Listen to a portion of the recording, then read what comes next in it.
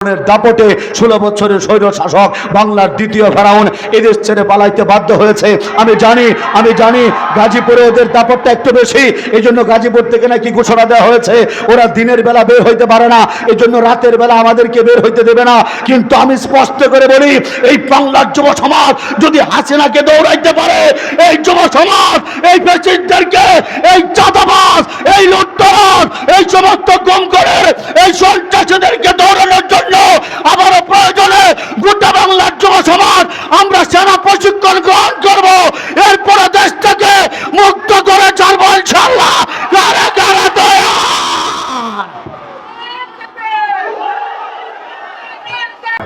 দাড়ি ছাড়া মানুষগুলো যেন দাড়িওয়ালা হয়, বেপর্দানশীল পরিবারগুলো যেন পর্দায় ওঠে, বেরোজাদার মানুষগুলো যেন রোজা রাখে। কথা বলেন ঠিক কিনা? এজন্য অত্যন্ত পরিশ্রম করছেন আমার তাবলিগ জামাতের মেহনতি দায়ী ভাইয়েরা। আমরা সকলে দোয়া করি আল্লাহ যেন তাবলিগকে কবুল করেন। জোরে বলেন আমিন। এছাড়াও হক্কানি পীরমা শেখের মুরিদবৃন্দ, আশিকিন জাকিরিন শাকিরিন বৃন্দ, উপস্থিত আমার বড় ভাই তুল্য পিতৃতুল্য মুরব্বিয়ানে আজম, ইসলাম প্রিয় যুবক ভাইয়েরা, যাদের কথা না বললে কৃপণতা হবে, অকৃতজ্ঞতা হবে। বলতে পারেন কেন? কারণ দীর্ঘদিন যাবৎ আমরা বিশেষ করে দাড়ি টুপিওয়ালারা এই দেশে ছিলাম নির্যাতনের শিকার। কি কথা বলেন ঠিক কিনা? আমরা দীর্ঘদিন যাবৎ যখন কোনো কিছুই করতে পারছিলাম না, হেফাজতে আমাদের রক্ত ঝরেছে, 21-এর আন্দোলনে রক্ত ধরেছে, আমাদেরকে জেলখানা পর্যন্ত জিম্মি করা হয়েছে, বন্দি করা হয়েছে। হাজার হাজার ওলামায়ে কেরাম যখন বন্দি ছিল, বিরোধী দল সহ, জামাত শিবিরের ভাইরা সহ অসংখ্য মানুষ যখন এই পরিমাণ জেলখানা ছিল যে জেলখানার ধারণ ক্ষমতার চাইতে দ্বিগুণ পরিমাণ মানুষ এই যেতে জুলুম নির্যাতনের সুযোগ হয়ে এই দেশে আমরা জেলখানার ভিতরে বন্দি ছিলাম। কোনো মতেই যখন কোনো কিছু হচ্ছিল না, যে যুবকগুলাকে আমরা কখনো কল্পনাও করি নাই, যারা সারাদিন সেরা প্যান্ট পরে, জিন্সের প্যান্ট পরে মরে মরে ঘুরত, যাদের মূল কাজ ছিল ফেসবুক, টিকটক, ইনস্টাগ্রাম কাঁপানো, এই সমস্ত কলেজ বা স্ট্রিট ছেলেদেরকে আসলে আল্লাহ যে এমনভাবে কবুল করে ফেলবে এটা কেউ কল্পনাও করতে পারে নাই। এই জন্য আমি বলি, কাউকে কখনো ঘৃণা করবেন না, কাউকে কখনো হিংসা করবেন না। আমার মতো এক হিন্দুর বাচ্চাকে যদি আল্লাহ মন্দির থেকে তুলে আপনাদের মাহফিলে বক্তা বানাইতে পারে, আপনার এলাকার গুনাহগার মানুষটাকেও তো আল্লাহ মরার আগে তওবা পড়ায়া নিজামুদ্দিন আউলিয়া বানাইতে পারে। কথা বলেন ঠিক কিনা? এই জন্য দেখেন আমাদের সেই সমস্ত যুবক ভাইয়েরা যাদেরকে আমরা অনেক সময় আমরা ঠিক মতো আমরা এদেরকে ইগনোর করেছি, পাত্তা দেই নাই, সেই সমস্ত যুবকদেরকে আল্লাহ রাব্বুল আলামিন এমনভাবে কবুল করেছেন, আল্লাহু আকবার। এদের আন্দোলন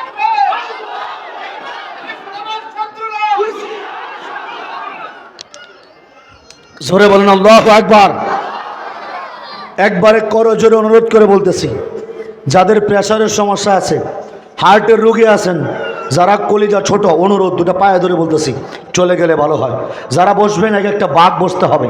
আজকে নরেন্দ্র মোদীর না কুবায় এলাকা ছাড়বো না ইনশাল্লাহ। রাজি আছে তো ইনশাল্লাহ? এই দেশে রাজনৈতিক অস্থিরতা সৃষ্টি করেছে এই দেশের লোকেরা না, সৃষ্টি করছে নরেন্দ্র মোদী দাদা। কি কথা বলেন ঠিক কিনা? আমার দেশের বন্ডারে হেলিকপ্টার দিয়ে বাগায় নিয়েও এখনও তার মনটা বসছে না, আবার দেশটাকে দখল করতে চায়। আমরা যুব সমাজ আমরা প্রস্তুতি নিতেছি ইনশাল্লাহ। জোরে বলেন আল্লাহু আকবার। তো সবাই তৈরি আছেন তো ইনশাল্লাহ? আপনারা যুব সমাজের প্রতি খুশি না বেজার? জোরে বলেন খুশি না বেজার? কারণ আমরা দিল থেকে দোয়া করি আল্লাহ আমার যুব সমাজের ভাইদের গুনাহগুলা মাফ করে দিয়ে এদেরকে শাহজালাল, শাহপরান, শাহ সুলতান কমরুদ্দিন রুমি রহমতুল্লাহ আলাইহির মতো আল্লাহর ওলি হিসেবে কবুল করেন। সকলে বলেন আমিন। কচিকাচার দল, পর্দার আড়ালে শ্রবণরত দিনদার পরহেজগার মা বোনেরা, সর্বপ্রথম আমরা শুকরিয়া আদায় করব সেই মহান আল্লাহ রাব্বুল আলামিনের, যে মালিক আমাদের দয়া করে মায়া করে 800 কোটি মানুষের ভিতর থেকে 200 কোটি জান্নাতি মুসলমানদের অন্তর্ভুক্ত করে আজকে গুণামুক্ত একটা পরিবেশে যে মহান মালিক আমাদেরকে ইসলাম প্রচার করার কাজে রসুলের দুশমনদের বিরুদ্ধে উচ্চ স্বরে কথা বলার জন্য যে মালিক আজকে আমাদের একত্রিত করেছেন, সেই মালিকের দরবারে শুকরিয়া আদায় করার জন্য প্রত্যেকটা ব্যক্তি দিল থেকে বলি আলহামদুলিল্লাহ। এরই সাথে শত কোটি দরুদ ও সালাম পেশ করছি আপনার আমার প্রত্যেকটা মুসলমানের কলিজার টুকরা, হৃদয়ের স্পন্দন, আখিরি জমানার পয়গম্বর হজরত মুহাম্মদ সাল্লাল্লাহু আলাইহি ওয়াসাল্লামের উপর। পাশাপাশি যত দূর পর্যন্ত মাইকের আওয়াজ যায়, হিন্দু দাদারা, দিদিরা, বৌদিরা, মাসিমা, ঠাকুরমা, অনেকে দূর থেকে আমার বয়ান শোনে এবং এর অনেক দিন পরে কালামা পড়ে। গতকালকেও খবর পাইলাম আমার বয়ান শুনছিল 5 বছর আগে মুক্তাগাছা মানকুন এলাকায়। 5 বছর আগে এক মেয়ে বাড়ি থেকে বয়ান শোনার পরে গতকালকে খবর আসছে কালামা কালেমা পড়ে মুসলমান হয়েছে। জোরে বলেন না সুবহানাল্লাহ।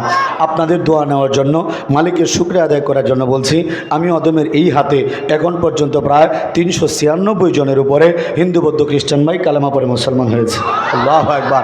মুসলমান এই যে কালেমা পড়তেছে, আমাকে আল্লাহ অন্য ধর্ম থেকে তুলে এনেছে, আপনাদের সাথে মুসলমানদের সাথে মিলিয়ে দিয়েছে, এতে আপনারা খুশি না বেজার? আপনাদেরকে আমাদেরকে মালিক ইসলাম দিয়েছে। আল্লাহু আকবার। এতে কি আল্লাহর দরবারে খুশি আছেন তো নাকি? তাহলে দিল থেকে শুকরিয়া আদায় করে বলেন আলহামদুলিল্লাহ। আল্লাহ রাব্বুল আলামিনের কোনো নেয়ামত পাওয়ার পর বান্দা যখন সেই নেয়ামতের শুকরিয়া আদায় করে, আল্লাহ রাব্বুল আলামিন নেয়ামতকে আরও বাড়িয়ে দেয়। আর বান্দা যখন নেয়ামতের নাশুকরিয়া করে, তখন মালিক টাকলা মুরাদকে যেভাবে সাইজ করেছে, এইভাবে ধরে একটা একটাকে সাইজ করে। অনেকে হাসতেছে, যুব সমাজ যারা ইন্টারনেট চালায় এরা ভালো করে টাকলা মুরাদকে চিনে। কি চিনেন নাকি আপনারা? শহরের মানুষ চেনার তো কথা। টাকলা মুরাদের বাড়ি কোথায় ছিল কেউ বলতে পারেন? জামালপুর, সরিষাবাড়ি। ওরে বাবা, কিন্তু মারাত্মক আপডেট, একবারে বাড়ির খবর পর্যন্ত জানে। বাড়ি ছিল জামালপুরের সরিষাবাড়ি এলাকা। এই লোকটা একসময় মন্ত্রী হয়েছিল, যদিও আগে দিনে ভোট দেওয়ার সিস্টেম ছিল না, রাতের ভোটে তাহাজ্জুদ পরেই উনি মন্ত্রী হয়ে গিয়েছিল। মন্ত্রী হওয়ার পরে উনার উচিত ছিল ক্ষমতা পাওয়ার পরে আল্লাহর দরবারে শুকরিয়া আদায় করা, সারেন্ডার করা, মাথা নত করা। কথা বলেন ঠিক কিনা? কিন্তু না, বাবা যে মাথা নত করে নাই, শুকরিয়া আদায় করে নাই, ক্ষমতার দাপট তার ভিতরে এমন হয়েছিল, ক্ষমতার দাপটে মাথাটাকে ন্যাড়া করছে। ন্যাড়া মাথাকে আপনারা কি বলেন? টাকলা, টাক্কু, সিল্টু, অনেক জায়গায় অনেক কিছু বলে। মাথাটারে ন্যাড়া করার পরে এই মাথার মধ্যে মাখাইছে সরিষার তেল। জ্ঞানী মানুষ আপনারা বলেন, সরিষার তেল মাখাইলে মুরব্বী শরীরটার মধ্যে আলাদা একটা গরম ভাব আসে না? একে তো ক্ষমতার গরম, দ্বিতীয়ত সরিষার তেলের গরম, দুই গরম একসাথে হয়ে ধরাকে সরাজ্ঞান করা শুরু করলো। মাইক্রোফোনটা হাতে নিয়ে কি বলছিল আপনাদের মনে আছে কিনা? ওই যে মাহিয়া মাহির কনসার্টে সে গিয়ে বলেছিল, রাষ্ট্রধর্ম ইসলাম রাখবো না। পাড়ার বুফাড়া, মনে হয় রাষ্ট্র তার বাপের একলা। কথা বলে না কেন মুসলমান? আরে এই মুসলমান, লক্ষ লক্ষ মুসলমানের রক্তের বিনিময়ে এ দেশটা স্বাধীন করা হয়েছে। এ দেশটা কারো বাধ্যতা সম্পত্তি না। এ দেশের ইঞ্চি ইঞ্চি মাটির ভিতরে আমার মুসলমানের রক্ত মাখা। এই মুসলমানের রক্ত মাখা বাংলা থেকে যদি কেউ ইসলামটাকে নিশ্চিহ্ন করতে চায়, আমরা এদের এক একটাকে প্যাকেট করে এক একটাকে নরেন্দ্র মোদীর কাছে পাঠায় দেবো ইনশাআল্লাহ। কারা কারা তৈয়ার? কারা কারা তৈয়ার? নারায়ে তাকবীর, নারায়ে তাকবীর। ইসলামের সূচনা, নারায়ে তাকবীর। আল্লাহু আকবার। শ্রোতা তো দেখিয়ে কি বক্তার সাথে কম গরম না। আল্লাহ তুমি বাদ দিলে কবুল করো। সকলে বলেন আমিন। সাহস কত বড়! রাষ্ট্রধর্ম ইসলাম রাখবে না। আরে আমাদের কথা সাপ সাপ, আমাদের কথা পরিষ্কার। এটা 92% মুসলমানের দেশ। এদেশে ইসলাম ছিল, ইসলাম আছে, ইসলাম থাকবে। ইসলাম নিয়ে যদি কেউ চিনিমিনি খেললে, সে যে দলের লোক হোক, যত বড় কুতুব হোক, আমরা মুসলমান ছাড় দিয়ে কথা বলবো না। জোরে বলেন কথা ঠিক কিনা? আল্লাহু আকবার। দেখেন কত বড় স্পর্ধা। রাষ্ট্রধর্ম ইসলাম রাখবে না, কিন্তু মালিকের নাশুকরিয়া করলে নেয়ামত কেড়ে নেয় কে? নেয়ামত কেড়ে নেয় কে? কয়েকদিন পরেই টাকলা মোরাদের মন্ত্রীগিরি শেষ। মন্ত্রীগিরি শেষ। মনের দুঃখে বসে আছে বৈঠকখানায়। বৈঠকখানার ভিতরে ফ্যান ছিল 6টা। কয়টা? আমার যুবক ঠিকই ঘুমায় পড়ছে নাকি? জোরে বলেন কয়টা? আরে জোরে, তালে তালে, তাল মিলাইয়া, জোরসে বলো, ঘুম ভাঙাইয়া, আরে জোরে কয়টা? দেখেন আমার মালিকের কি খেলা। এই টাকলা মুরাদ মঞ্চিগিরি হারায়া বসে আছে বৈঠকখানা। বৈঠকখানার ভিতরে ফ্যান ছিল 6টা। সব জায়গায় ফ্যানের নিচে লোকজন বসা, কোনো জায়গার ফ্যানের কোনো জামানা নাই। কিন্তু টাকলা মুরাদ যে জায়গায় বসছে গো, এই জায়গার ফ্যানটা খুইলা টাকলার মাথা গেছে ভাইটা। জোরে বলেন আল্লাহু আকবার। কারণ নিয়ামতের নাশুকরিয়া করলে নিয়ামত কেড়ে নেয় কে? এটা আমার কথা না, স্বয়ং আল্লাহ রাব্বুল আলামিন সূরা ইব্রাহিমের 6 নম্বর আয়াতের মধ্যে মালিক নিজেই ডাক দিয়ে বলেছেন, লাইন শাকারতুম লাযীদান্নাকুম ওয়ালা ইন কাফারতুম ইন্না আযাবী লাশাদীদ। অর্থাৎ তোমরা যারা আমার নিয়ামত পেয়ে নিয়ামতের শুকরিয়া আদায় করবে, আমি অবশ্যই অবশ্যই তাদের নিয়ামতকে বাড়িয়ে দেব। আর যারা নিয়ামত পাওয়ার পরে নিয়ামতের নাশুকরিয়া করবে গো, আমি তাদের নিয়ামতকে ছিনিয়ে নেব। শুধু ছিনিয়ে নেব তাই নয়, জেনে রেখো আমার শাস্তি অত্যন্ত কঠিন। ও মুসলমান ভাইয়ের আমার, মহান আল্লাহ রাব্বুল আলামিন এই দুনিয়ার মধ্যে আমাদের অসংখ্য অগণিত নিয়ামতের সাগরের মধ্যে ডুবিয়ে রেখেছেন। এর মধ্যে অন্যতম একটা নিয়ামত, মালিক আমাদেরকে মানুষ বানাইছে। মানুষ মালিক যদি চাইতো গো আমাদেরকে মানুষ না বানায়া এলাকার গরু ছাগল বানাইতে পারতো। আল্লাহ যদি চাইতো আমাদেরকে মানুষ না বানায়া এলাকার শিয়াল কুকুর বানাইতে পারতো, কোন নিকৃষ্ট প্রাণী বানাইতে পারতো।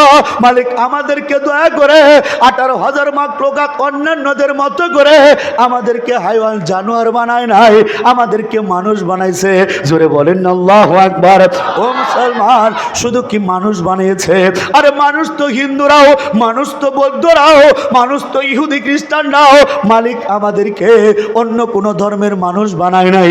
আপনাদেরকে মুসলমানের ঘরে পাঠায়া মুসলমান বানিয়েছে, আর আমার হিন্দুর ঘরে পাঠায়া 22টা বছর মূর্তি পূজা করায়া মালিক মন্দির থেকে তুলে এনে আপনাদের মতো মুসলমান বানিয়েছে। জোরে সোরে বলেন না আল্লাহু আকবার। ও মুসলমান, ও মুসলমান, শুধু কি মালিক আমাদেরকে মুসলমান বানিয়েছে না, মালিক আমাদেরকে আরো আরো আরো দামি বানাইছে। জোরে বলেন না আল্লাহু আকবার। আপনাদের ভিতরে প্রশ্ন আসতে পারে, হুজুর আমরা তো জানি পৃথিবীর মধ্যে মুসলমান সর্বশ্রেষ্ঠ জাতি, এই মুসলমানদের ভিতরেও মালিক আমাদেরকে আরো শ্রেষ্ঠ কেমনে বানাইলো? একটু লক্ষ্য করে দেখেন। ও মুসলমান, মুসলমান তো আদম আলাইহিস সালামের সময় যারা ছিল এরাও তো মুসলমান ছিল, দাউদ নবীর যারা উম্মত ছিল এরাও তো মুসলমান ছিল, সুলাইমান পয়গম্বরের যারা উম্মত ছিল গো এরাও তো মুসলমান ছিল, মুসা নবীর যারা উম্মত ছিল এরাও তো মুসলমান ছিল, ইব্রাহিম নবীর উম্মতেরা এরাও তো মুসলমান ছিল, ইউসুফ নবীর উম্মতেরা এরাও তো মুসলমান ছিল। মালিক আমাদেরকে 1.25 লক্ষ অন্য কোন পয়গম্বরের উম্মত বানায় নাই।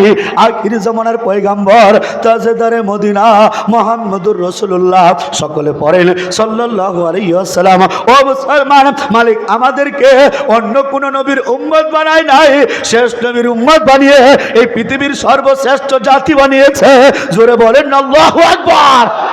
মুসলমান, আমাদেরকে মালিক দয়া করে মায়া করে এমন এক নবীর উম্মত বানিয়েছে যে নবী হবে প্রথম জান্নাতি। আমার নবী হবে প্রথম জান্নাতি। আল্লাহু আকবার।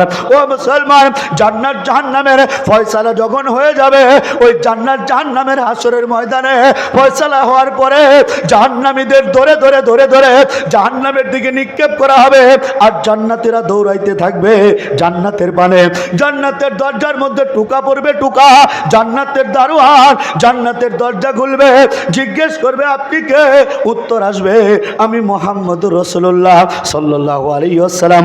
ও মুসলমান, আমার নবীর এই উত্তর শুনে জান্নাতের দারোয়ান চিৎকার করে বলবে, ওগো আল্লাহর শেষ নবী, আমার আল্লাহ যখন আমাকে বানাইলো আর আমাকে যখন জান্নাতের দারোয়ান নিযুক্ত করেছে, আমার আল্লাহ আমাকে বলে দিয়েছে আমি যেন জান্নাতের দরজাটা প্রথম আপনার জন্য খুলি, আপনার জন্য খুলি। জোরে সরে বলেন না সুবহানাল্লাহ। আমার মন কাঁদে রে, আমার প্রাণ কাঁদে রে, কোথায় গেলে পাবো প্রিয় নবীজি রে। আমার মন কাঁদে রে, আমার প্রাণ কাঁদে রে, কোথায় গেলে পাবো প্রিয় নবীজি রে। আমি দেখিনি কোনো দিন, শুনেছি শুধু তুমি যে ছিলে বড় আপন প্রভুর। আমার মন কাঁদে রে, আমার প্রাণ কাঁদে রে, কোথায় গেলে পাবো প্রিয় নবীজির। আল্লাহু আকবার। মুসলমান, দিল থেকে বলেন এই নবীরে পায়ে আপনারা কি খুশি আছেন? জোরে বলেন বাংলার মুসলমান। আজকে আপনাদের সাথে আমার ফাইনাল আলাপ হবে। নবীরে পায়ে যে খুশি হয়েছেন এই ব্যাপারে কালকে ডাক আসবে ইনশাআল্লাহ, দেখা যাবে এরপরে কে রাজি আছেন। আপনাদেরকে আবারও জিজ্ঞেস করতেছি, নবীরে পায়ে খুশি আছেন তো? নবীরে পায়ে খুশি, শ্রেষ্ঠ নবীর উম্মত হয়ে খুশি আছেন তো নাকি? আল্লাহু আকবার। নবীরে পায়া যারা খুশি এদের হাসন নাসর হবে নবীর সাথে। কিন্তু আমাদের দেশের ভিতরে এমন কিছু লোক আছে এরা নবী পায়া ইসলাম পায়া খুশি না। চিৎকার করে বলেন এরকম লোক আছে না নাই? জোরে বলেন আছে না নাই? কিন্তু আমরা নবীর যারা খাঁটি উম্মত আমরা নবীরে পায়া খুশি। নবীরে পাইতে আমাদের বারবার মনটা চায়, বারবার মনটা চায়। আল্লাহু আকবার। নবীরে পাইতে আপনাদেরও কি মনটা চায়? জোরে বলেন না, মনটা চায় না কি নবীরে পাইতে? আচ্ছা দিল থেকে বলেন তো, ও আশিকি রাসূলরা নবীরে দেখতে কার কার মনটা চায়? একটু হাতটা তোলেন তো। আল্লাহু আকবার। নবীরে মরার আগে একটাবার স্বপ্নে দেখতে কে কে চান? আল্লাহ আল্লাহ। এই ভালোবাসার মানুষগুলা আল্লাহ আমি অদবের সাথে হাত বাড়িয়েছে আল্লাহ, যে হাতে 396 জনের কালামা পড়াইলা এই হাতটা এই মানুষগুলোর সাথে একত্রিত করলাম আল্লাহ। মন থেকে মুসাফির মানুষ দোয়া করতেছে এই ভালোবাসার মানুষগুলারে মরার আগে একটা বার তুমি আমার নবীজির স্বপ্নে দেখাও। সকলে বলেন আমিন। আল্লাহু আকবার। এটা একটা কঠিন দোয়া করলাম বাজান। আমি মন থেকে দোয়া করি আপনাদের প্রত্যেকটা মানুষ মরার আগে একটা বার যেন প্রিয় নবীর স্বপ্নে দেখেন। আল্লাহু আকবার। অনেকেই বলে হুজুর আমরা যে দোয়া করি আপনি তো কঠিন কঠিন দোয়া করেন, সব দোয়া কি কবুল হয়? শোনেন হুজুরদের জিজ্ঞেস করেন, আমাদের আহলে সুন্নাত ওয়াল জামাত আমাদের আকীদা হলো এই, আমরা মুসলমান যত দোয়া করি সব দোয়াই কবুল হয়। সব দোয়াই কি হয়? কবুল হয়। প্রশ্ন করতে পারেন হুজুর আমরা তো কত দোয়াই করি, কই সব তো পাই না, কিছু পাই বেশিরভাগই তো থেকে যায়। প্রশ্ন করতে পারে তাহলে এই দোয়াগুলা যায় কোথায়? আসলে আমরা যত দোয়া করি সব দোয়াই আল্লাহ কবুল করেন, কিন্তু যেগুলো আমাদের দুনিয়াতে প্রয়োজন, যেগুলো অতীব জরুরি, এগুলা মালিক আমাদেরকে দুনিয়াতে কিছু কিছু দান করেন। যেগুলো আরও বেশি প্রয়োজন, বলতে পারেন হুজুর আরও বেশি প্রয়োজন কোন জায়গায়? আপনারা বলেন তো কোন জায়গায়? হাসরের ময়দানে। আল্লাহু আকবার। জ্ঞানী শ্রোতা, খুব জ্ঞানী শ্রোতা, আল্লাহ আপনাদের কবুল করেন, বলেন আমিন। আরও বেশি প্রয়োজন হাসরের ময়দানে। এমন একটা সময় আসতেছে যেদিন এই যে বন্ধু বান্ধব বেশিরভাগ এক জায়গায় গেলে বন্ধু চা খেতে গেলেও একসাথে আমরা বসি, এই বন্ধু সেদিন আপনাকে চিনবে না। আপনার ক্লোজ ফ্রেন্ড একবারে জিগলি দোস্ত ওই দিন আপনাকে চিনবে না। আপনার ভাই হাসরের ময়দানে আপনাকে চিনবে না। আপনার বোন আপনাকে চিনবে না। আপনার প্রিয়তমা স্ত্রী সে আপনাকে চিনবে না। স্বামী তার স্ত্রীকে চিনবে না। স্ত্রী তার স্বামীকে চিনবে না। বাজান সে এমন কি দুগ্ধপুষ্য সন্তানকে তার মা ভুলে যাবে, সন্তান তার মাকে ভুলে যাবে, পিতা পুত্রকে চিনবে না, পুত্র পিতাকে চিনবে না। এমনকি আজকে যেটা নিয়ে গন্ডগোল, এই নেতা কর্মী, এই নেতা সেদিন কর্মীকে চিনবে না, কর্মী সেদিন নেতাকে চিনবে না। এর একটা বাস্তব উদাহরণ। আমরা যদিও বিরোধিতা করি কিন্তু আমাদের প্রিয় নেত্রী বিগত সাবেক আমাদের বুবু কলজার টুকরা বুবু শেখ হাসিনা আপা আমাদেরকে শিখিয়ে গিয়েছে, দেশবাসীকে শিখিয়ে গিয়েছে, যখন জীবন সামনে চলে আসে তখন আর দেশের কথা মনে থাকে না, তখন আর পীড়িতের কথা মনে থাকে না, তখন আর কর্মীর কথা মনে থাকে না।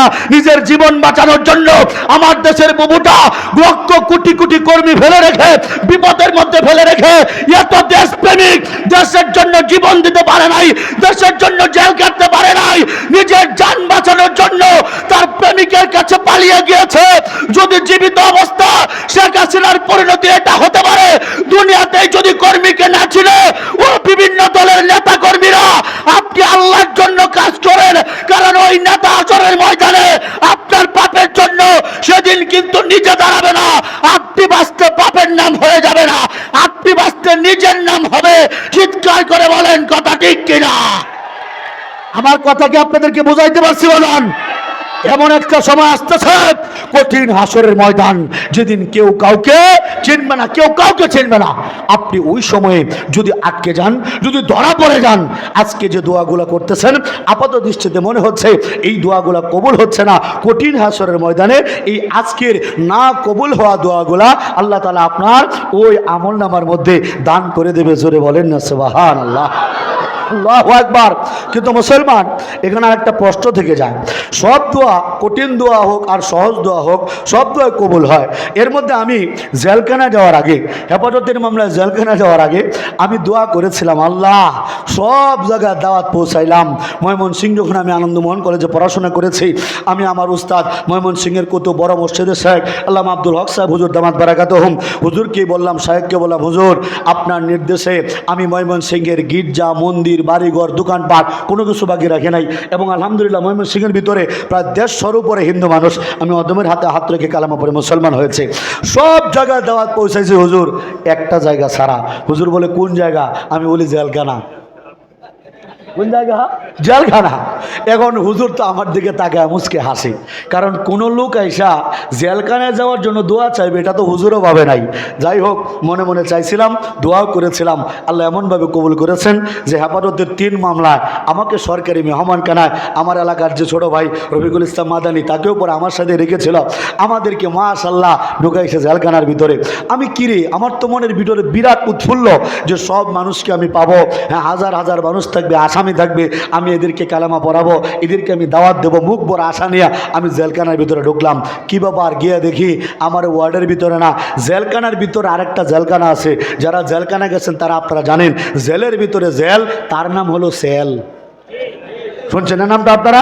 আমাকে রেখেছে ফাঁসির আসামি যেখানে রাখে, ওই যে শেখ আব্দুর রহমান বাংলা ভাই, ওনাদেরকে যেখানে রেখেছিল, আমাকেও দেখে গুন্ডা মনে করে আমাকে ওই জায়গার ভিতরে রেখেছে। দেখেন, ভিতরে যাওয়ার পরে আমি কারারক্ষীকে জিজ্ঞেস করলাম কি ব্যাপার, সবাইকে ওপেন প্লেসে ছেড়ে দিল, আমাকে কবরস্থানের ভিতরে কেন ঢুকাইলো? বলে, ও আপনি বাইরে যে কাজ করেছেন, ভিতরে যদি আপনাকে ছেড়ে দেওয়া হয় আপনি তো এই কাজই করবেন, এই জন্য আপনাকে বাহিরে ছাড়া যাবে না। আমি বুঝলাম আমাকে হেফাজতের মামলায় ঢুকিয়েছে মূলত অন্য ইস্যু দিয়া, ভারতের নরেন্দ্র মোদী দাদার ইশারায়, যাতে করে আমি বাংলাদেশের কাউকে কালেমা পড়াইতে না পারি। আপনারা শুনছেন না কয়েকদিন আগে চট্টগ্রামে সাইফুল ইসলাম আলিফ নামের একজনকে ইসকন হত্যা করছে, শুনছেন না আপনারা? এরপরে আমার কাছে লিখিত এসেছে ওরা আমাকেও মেরে ফেলতে চায়। আমার অপরাধটা কি? আমি কেন মানুষকে কালেমা পড়াই? আমি বলতে পারি না বাজান, আমার নেশা। আজকেও আমি আপনাদের মাহফিলে আসার পূর্বে এক হিন্দু ভাইকে বসিয়ে দীর্ঘ সময় আমি দাওয়াত দিয়ে আসছি, সম্ভাবনা আছে কালেমা পড়ার। দোয়া করবেন, আল্লাহ যেন কবুল করেন, হেদায়েত দেন, সকলে বলেন আমিন। বাজান, আমার কাজই এটা। তো আমাকে ভিতরে ঢুকিয়ে দিল, বললাম আচ্ছা ঠিক আছে আলহামদুলিল্লাহ। এরপর শুরু হলো গণগ্রেপ্তার, বিশেষ করে জামাতের ভাই, বিএনপির ভাই, আমাদের উলামায়ে কেরাম, এই পরিমাণে ওরা গ্রেপ্তার করলো, জেলখানার ভিতরে জায়গা নাই। বিগত সময় আপনি খবর নিয়ে দেখেন, জেলখানার যে পরিমাণ মানুষের ধারণ ক্ষমতা, এর চাইতে বেশি পরিমাণ মানুষকে গ্রেপ্তার করা হয়েছে। এটা আমার কাছে ভালো লাগছে, কারণ আমাকে বুবু খুব ভালোবাসে, আওয়ামী লীগের ভাইয়ের আমারও খুব ভালোবাসে। আমি যেহেতু মুসলিম মানুষ, এই জন্য আমি বাইরে থাকলে আমার বাজারঘাট করতে হয়, বাইরে থাকলে দৌড়াদৌড়ি করতে হয়, এই জন্য আমাকে মেহমানদি করার জন্য আমাকে জেলখানার ভিতরে ঢুকিয়েছে। আমি ধন্যবাদ দিই আওয়ামী লীগের ভাইদেরকে, ওরা আমাকে কোনোদিন বাজার করতে দেয় নাই, আমাকে চাল কেনা লাগে নাই, সবজি কেনা লাগে নাই, মাছ গুস্তু কিচ্ছু কেনা লাগে নাই। মাশাআল্লাহ চমৎকারভাবে সব ব্যবস্থা করেছে, পানি সহ ওনারা সাপ্লাই দিয়েছে। এত ভালো মানুষ ওনারা, সেহরি খাইয়েছে, ইফতার করিয়েছে। আবার দেখেন, বাইরে থাকতে চিকন চালের ভাত খাই, কিন্তু ভিতরে ওনারা খুব মহব্বত করেছেন, মোটা মোটা ভাত দিয়েছেন যাতে করে মুখটা ভরে খেতে পারি। বাইরে থাকলে সুন্দর সবজি খাই, এগুলো কচি সবজি। ওনারা কী হচ্ছে জানেন, একবারে আমরা কি বলি 18+ যে সবজিগুলা, যেগুলো বাজারে ফেলে দেওয়া হয়, ঠিকমতো গরু ছাগলও খায় না, এগুলো আমাদেরকে জেলখানায় সাপ্লাই করেছি। এত ভালোবেসেছে ওনারা আমাদেরকে। বিশেষ করে আমি যখন জেলখানায় ছিলাম, যদি কোনো হিন্দুর আমাকে আক্রমণ করে, বৌদ্ধ খ্রিস্টান আক্রমণ করে, এই জন্য আমাকে এত মোটা দেয়ালের মাঝখানে রেখেছে যাতে কেউ এটার ভিতরে আক্রমণ করতে না পারে। আবার আমাকে যেন কেউ হিন্দু বৌদ্ধ খ্রিস্টান আক্রমণ করতে না পারে, এই জন্য 14টা বড় বড় রড দিয়া, 14 শিক দিয়া বড় একটা তালা ঝুলিয়ে দিয়েছে। এত সার্ভিস দিয়েছে আমাদেরকে যাতে করে আমাদের কোনো সমস্যা না হয়। এই জন্য বন্দুক দিয়া, লাঠি দিয়া আমাদের সামনে কারারক্ষী বানায়া 40,000 টাকা বেতন দিয়া আমাদের সামনে পাহারা রেখেছে। কত ভালো কাজ করেছে। হ্যাঁ, এই যে দেখেন, এখন বর্তমানে যখন নেতাকর্মীদেরকে নেওয়া হয়, এদেরকে হাত ছেড়ে দেওয়া হয়, এটা তো ওনার কষ্ট হয়, কিন্তু দেখবেন বুড়া মানুষদেরকে ধরে ধরে নিতে গেলে বুড়া মানুষটার জন্য উপকার হয়। আমাদেরকে এত উপকার করেছে আমাদের উস্তাদ আল্লামা মামুনুল হক সাহেবকে, কি চমৎকারভাবে হুইল চেয়ারের ব্যবস্থা করেছে। আবার আমাদের এলাকার ছোট ভাই রফিকুল ইসলাম মাদানীকে ডান্ডা বেরির ব্যবস্থা করেছে। আমার তো একবারে চোখ বেঁধে হাতগুলোকে পিছনে রেখে, বাহ, কত সেফটির সাথে নিরাপত্তা দিয়া, বুলেট প্রুফ জ্যাকেট পরায়, হেলমেট পরায়, কত সেফটির সাথে আমাদেরকে নিয়ে গেছে। আর এখন তারা কি জামায়া ধরে আছে, বাহ, এটাই তো ভালো। তবে আমি তাদেরকে ধন্যবাদ দিই। কিন্তু আমাদের এটা হলো গণতান্ত্রিক সিস্টেম, কিন্তু আমাদের সিস্টেমটা যখন আসবে আমরাও তাদেরকে আপ্যায়ন করব, আমরাও তাদেরকে মেহমানদারি করব। কোন সময়? গজওয়াতুল হিন্দের সময়, যখন তারা ভারতের পক্ষে চলে যাবে ইনশাল্লাহ, তখন আমরা তাদেরকে এরকম করে খাওয়াবো না, এরকম করে হাত পা বেঁধে ফেলবো না, ডাইরেক্ট একবারে দৌড়বো আর বলি দেবো, দৌড়বো আর বলি দেবো, দৌড়বো আর বলি দেবো, গলা কেটে ফেলে দেবো ইনশাল্লাহ, গলা কেটে ফেলে দেবো ইনশাল্লাহ। কারা কারা তৈয়ার, কারা কারা তৈয়ার? আমার মালিক রে গজওয়াতুল হিন্দের সৈনিকরা একটু আটটা তুইলা দেখা, আটটা তুইলা দেখুন। আল্লাহু আকবার।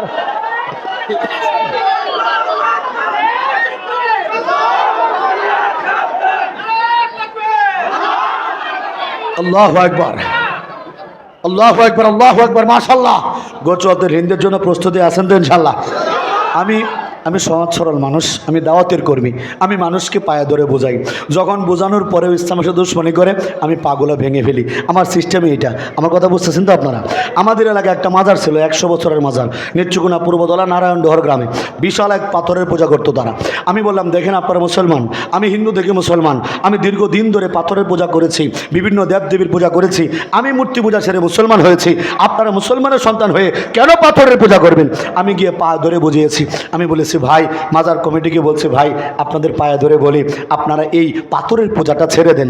আমাকে বলে, অসিকবিল নোমানি সাহেব, আপনি যে পাথরটা সরানোর জন্য আসছেন, এই পাথরটাকে এখন পর্যন্ত 60টা হাতি একসাথে ধরে টেনেছে, পাথর নড়ে না।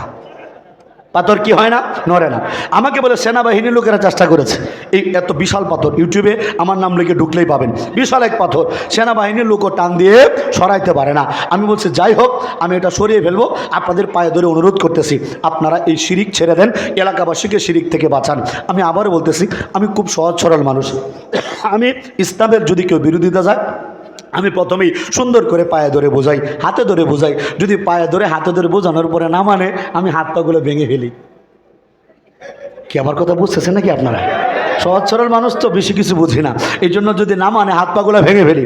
আমি বলি, আচ্ছা ঠিক আছে, আমি পায়ে ধরে বলছি, আপনাদের ভালো লাগে নাই, পুরা জনগণকে নিয়ে, যুব সমাজদেরকে নিয়ে, তাবলিগের ভাইদেরকে নিয়ে, মাদ্রাসার ছাত্রদেরকে নিয়ে, ওই 100 বছরের পাথর যেটাকে হাতি টান দিলেও নড়ে না, তারা দাবি করেছিল, এই যে লাঠি দেখতেছেন, এই লাঠিটা পাথরের নিচ দিয়া দিয়া আল্লাহু আকবার ধ্বনিতে ধাক্কা দিয়েছি, পাথর উপরে চলে আসছে, হ্যামার দিয়া সাইজ করে একবারে গুঁড়ো গুঁড়ো করে ফেলেছি। জোরে বলেন আল্লাহু আকবার, আরো জোরে আল্লাহু আকবার। বাজান, আমাদের কথা এই জায়গায়।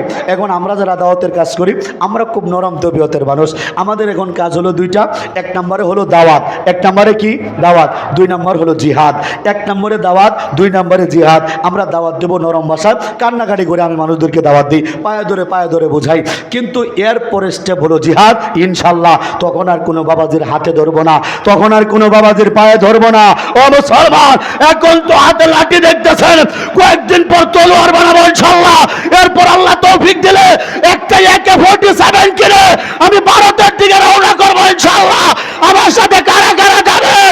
মালিকরা একটা দইলা দেখায়, নারায়ে তাকবীর, অ্যাকশন, মুসলমানের অ্যাকশন, মুজাহিদের অ্যাকশন, নারায়ে তাকবীর, আল্লাহু আকবার।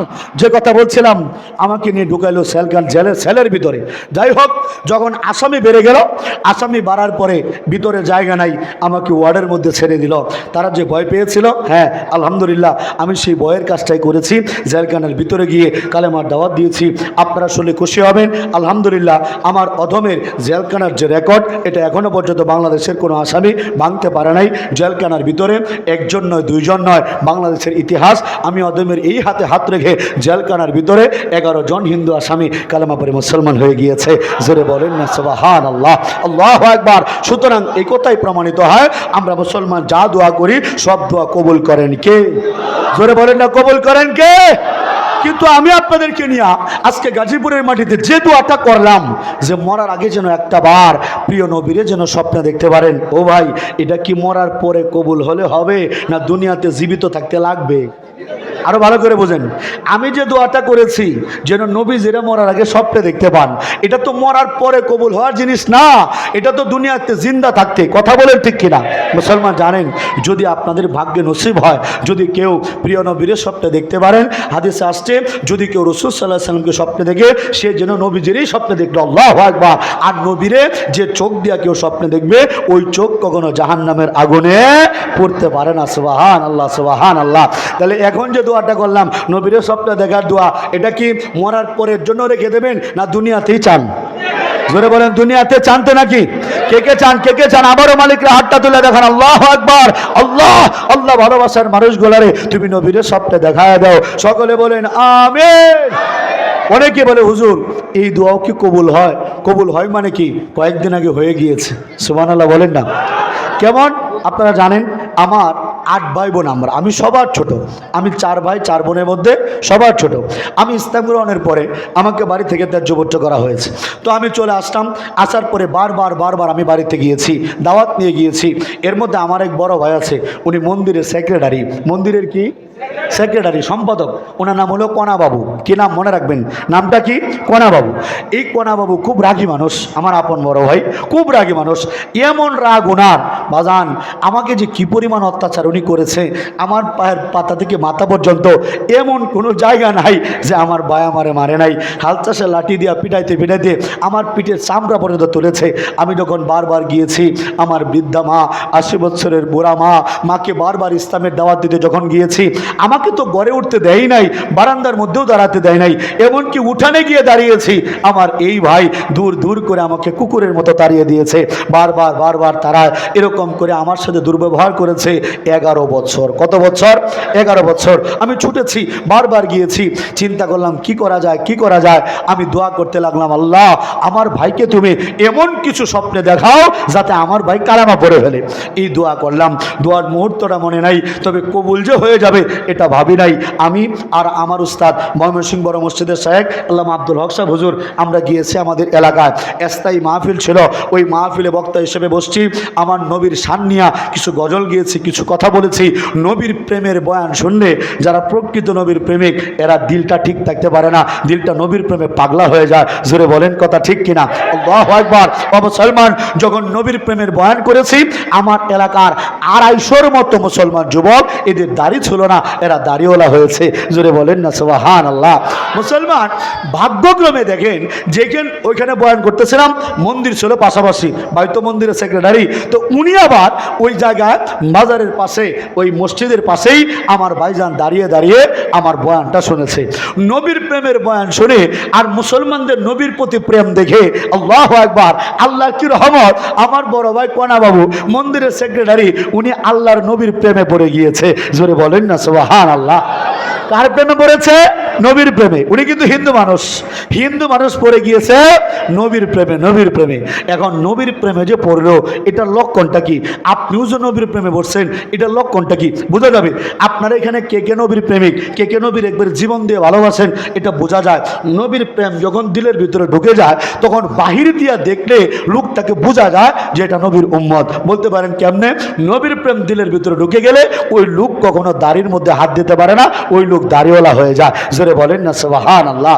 আল্লাহু আকবার। যারা দাড়ি ছাড়া আছেন, আবার অনুরোধ করে বলতেছে কষ্ট নেবেন না, যার সত্য আমাকে বলতে হবে। আপনি ব্যথা পেলে আমার কিছু করার নাই, আমি আমার আল্লাহ রসুলকে খুশি করতে রাজি। কথা বলেন ঠিক কিনা? আল্লাহু আকবার। কারো দিলের ভিতরে যদি নবীর প্রেম ঢুকে যায়, ওই ব্যক্তি কখনো দাড়ির মধ্যে করে লাগাইতে পারে না। লক্ষণ প্রকাশ পেয়েছে। আমার হিন্দু ভাই মন্দিরের সেক্রেটারি নবীর প্রেমে পড়ে গিয়েছে। নবীর প্রেম বোঝা গেল কেমনে? মুখের মধ্যে দাঁড়িয়ে রাখছে। হিন্দু মানুষ মন্দিরের সেক্রেটারি, যে তার ছোট ভাই নও মুসলিমকে এত অত্যাচার করেছে, সেই ভাই ত্যায্যপুত্র করে বাড়ি থেকে বের করে দিয়েছে। আবার সেই ভাই মুখের মধ্যে দাড়ি রেখেছে, দাড়ি একটু বড় হওয়া শুরু হয়েছে। মুসলমান বাবাজিরা, আপনারা বলেন দাড়ির আমলটা হুজুর এটা কি গোপন করা যায়? দাড়ি যদি কেউ রাখে, এটাকে গোপন করা যাবে? দাড়ির আমল প্রকাশ্য আমল। এই যে এখানে যারা বসছেন, কার মুখে দাড়ি নাই, কার মুখে আছে, এখান থেকে দেখা যায় না রে ভাই? সব দেখা যায়। মুসলমান ভাই যখন দাড়ি রাখলো, দাড়ি একটু বড় হয়েছে, আমার বৌদি খেপে গেছে। বৌদি তো বুঝেন নাকি? আপনারা কি বলেন? ভাবি। হিন্দুরা বলে বৌদি। আমার বৌদি খেপে গিয়েছে। বাড়ি নান্দাইলের কেউ আছেন নাকি এখানে? ওরে বাবা, আছে, মামুর বাড়ির লোকও আছে মাশাল্লাহ। বাড়ি ছিল নান্দাইল, আমার মামার বাড়িও নান্দাইল, তো বাবির বৌদির বাড়িও নান্দাইল। তো নান্দাইলের মেয়ে তো খেপে গেছে, আমার মা হিন্দু, সেও খেপে গেছে, উনার বাড়িও নান্দাইল। আমার মা খেপে গেছে, অন্য ভাইয়েরা খেপে গিয়েছে, পুরা হিন্দু সমাজ খেপা। সবাই বলে এই দাড়ি কাটো, দাড়ি রাখা যাবে না। যখন বারবার আমার বড় ভাইকে হিন্দুরা প্রেশার ক্রিয়েট করতে লাগলো, দাড়িটা কেটে ফেলতে হবে। দেখেন আল্লাহ নবীর প্রেম কি জিনিস, শুনলে আপনি অবাক হয়ে যাবেন। হিন্দু লোক মন্দিরের সেক্রেটারি, ওনাকে যখন বলল দাড়ি কাটো, উনি নবীর প্রেমে উদ্বুদ্ধ হয়ে বলতেছে, স্পষ্ট করে বলতেছে, আমি আল্লাহর নবীরে ভালোবাসা দাড়ি রেখেছি, দাড়ির নিচে খুর লাগাইতে পারবো না। জোরে বলেন আল্লাহু আকবার। হিন্দু মানুষ নবীর প্রেমে দাড়িওয়ালা হয়ে গিয়েছে। আর আজকে বাংলাদেশে নবীকে নিয়ে কটূক্তি করা হয়। আমরা মুসলমানের বাচ্চা মাঠে নামি না। আজকে এই ব্যাপারে আপনাদের সাথে আমার ফয়সালা হবে ইনশাল্লাহ। পাশে থাকবেন তো ইনশাল্লাহ। মুসলমান আগে এই জায়গাটা শেষ করি। নবীর প্রেমটা দিলের ভিতর থেকে একটু জাগ্রত হতে হবে। এরপর কালকে বাইতুল মুকাররমে যাব। কে রাজি আছে নাকি ইনশাল্লাহ? মুসলমান কথা পরিষ্কার বুঝেন, নবীর প্রেম যখন দিলের ভিতর ঢুকেছে, আমার ভাই হিন্দু মানুষ দাড়িওয়ালা হয়ে গিয়েছে। দাড়ি রাখার পরে হিন্দুরা যখন চাপ দিয়েছে, বারবার প্রেশার ক্রিয়েট করেছে, এক পর্যায়ে বলেছে আমি আল্লাহর নবীকে ভালোবেসে দাড়ি রেখেছি, দাড়ির নিচে খুঁড়ে লাগাইতে পারবো না। এই কথা বলার পরে হিন্দুরা কি পরিমাণ অত্যাচার নির্যাতন করতে পারে এটা তো আপনারা ভালো করে অনুমান করতে পারেন। ভাইকে অত্যাচার করে, কটু কথা শোনায়, সকল অত্যাচার নির্যাতন সহ্য করে, মুখ বুঝে সহ্য করে। এর মধ্যে ঘটনা আরেকটা ঘটে গিয়েছে। আমি তো গোপনে দাওয়াত দিই। ভাইয়ের যে বড় মেয়েটা ইন্টার সেকেন্ড ইয়ারে পড়ে, এই মেয়েটাকে গোপনে দাওয়াত দেওয়ার পরে আলহামদুলিল্লাহ আমার ভাইয়ের যে বড় মেয়েটা গোপনে বাড়ি থেকে বের হয়ে চলে আসছে, আমার বাসায় চলে এসে আলহামদুলিল্লাহ আমার হাতে হাত রেখে আমার ভাতিজি ভাইয়ের বড় মেয়ে কালেমা পড়ে মুসলমান হয়ে গিয়েছে। জোরে বলেন না সুবহানাল্লাহ। আমার ভাই তো আরো টেনশনে পড়ে গিয়েছে। এক তো বড় মেয়ে মুসলমান হয়েছে, আমি ভাবলাম না জানি কি করে, বাড়ি থেকে মেয়ে উঠায় নিয়ে আসা একবারে মুসলমান বানায়া বিয়ে দিয়ে দিয়েছি, না জানি ভাই কোনো প্রতিক্রিয়া করে। আমার ভাই আমাকে ফোন দিয়ে বলতেছে, ভাই শুনলাম আমার মেয়েটা তোমার কাছে গিয়েছে। আমার মেয়ে তো তোমারও মেয়ে, ঠিক আছে তুমি যা ভালো মনে করো, আমার কোনো সমস্যা নাই। আল্লাহু আকবার। বুঝলাম লক্ষণ ভালো। ছোট ভাই কালেমা পড়ার কারণে এত অত্যাচার করলো, আর নিজের মেয়ে মুসলমান হইলো, বলতেছে তুমি যা ভালো মনে করো করো। ভাবলাম আল্লাহু আকবার। দোয়া করতে লাগলাম। আল্লাহ আমার ভাইকে তুমি কবুল করো, আমার ভাইকে তুমি কবুল করো। এর মধ্যে আমার ভাই, আমাদের এলাকার হিন্দুরা এরা মুসলমানদের খুব ভয় পায়। মুসলমানদের আমল আখলাক কিছুটা আমাদের এলাকায় একটু সমস্যা ছিল, যে কারণে অনেকেই ভয় পায়। এর মধ্যে একটা ঘটনা ঘটলো। দেখেন, নিয়ামতের শুকরিয়া আদায় করলে নিয়ামত বাড়ায় কে? আমাকে যে বাড়ি থেকে বের করে দিয়েছিল হিন্দুরা, দীর্ঘ 11 বছর পরে ওই বাড়িটা, ওই জায়গাটা আলহামদুলিল্লাহ কিনে ফেলেছি। জোরে বলেন না সুবহানাল্লাহ। আল্লাহু আকবার। ওই বাড়ি কিনছে একবারে হিন্দু পাড়ার মাঝখানে, পুরা হিন্দুদের মন্দির সহ একটা হিন্দু পাড়া, এটার মাঝখানে গিয়া আমি বাড়ি কিনছি। আমার উলামায়ে কেরাম সহ হুজুররা আমাকে ভয় দেখিয়েছে, অশেক বিল্লাহ যে জায়গার ভিতরে তুমি ঢুকতেছো এমনি এরা তোমাকে মেরে ফেলতে চায়, তাহলে ওই জায়গা ঢুকলে তোমার জীবন মনে হয় বাঁচানো যাবে না। আমি বললাম আল্লাহ ভরসা। এখন জায়গা কিনছি, নামাজ পড়ার মতো জায়গা নাই। দেখি উঠানের সামনে একটা জাম গাছ, ওই জাম গাছের সামনে যায় নামাজ বিছায়া আমি নামাজ পড়ি। উদ্দেশ্য গোটা এলাকার হিন্দুরা দেখো নামাজের কি সৌন্দর্য। জোরে বলেন না সুবহানাল্লাহ। আমি যখন নামাজ পড়ি আমি ভাবছি তো খুশি হবে না। পিছনের বাড়ি হিন্দু রাজারা আছে, গোসাই বৈষ্ণব সন্ন্যাসী, এরা ছিল বাউল এলাকা। নেত্রকোনা যারা গেছেন নাম শুনছেন মুরব্বীরা, সুধীর বাউল। এই সুধীর বাউলের বাড়ি হলো আমার বাড়ির পিছনে। তো এরা কি করে, এরকম বড় বড় বক্স বাজায়। কথাটা বুঝতেছেন? এই বক্সগুলো দিয়ে কিন্তু দুইটা কাজে করা যায়। মাহফিলে বয়ানা করা যায়, ওয়াজ মাহফিলে বালক নমায় করা যায়, এটা দিয়ে কোরআন তেলাওয়াত শোনা যায়। আবার ওনারা ডিজে গানও বাজাইতে পারে, যাত্রা কনসার্টের মধ্যেও যাইতে পারে।